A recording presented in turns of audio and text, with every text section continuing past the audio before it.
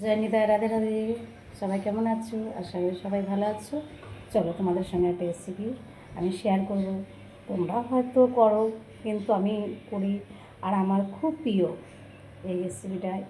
আমার মানে এতটাই প্রিয়, আমার খুব ভালো লাগে।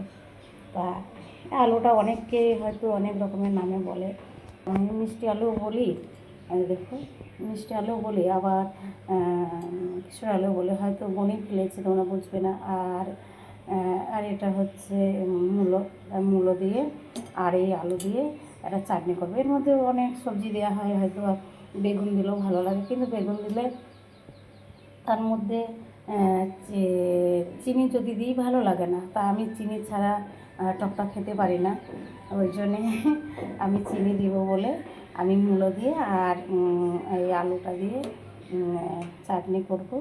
তা তার জন্যে আমি রেসিপিটা তোমাদের দেখালাম।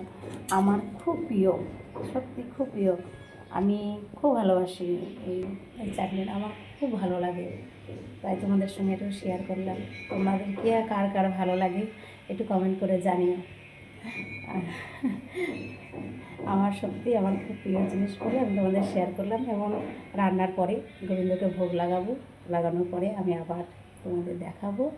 তোমরা সবাই কমেন্টে বলো কার কার ভালো লাগবে। তা আশা করি সবাই ভালো আছো, ভালো থেকো। জয় নিতাই, রাধে রাধে।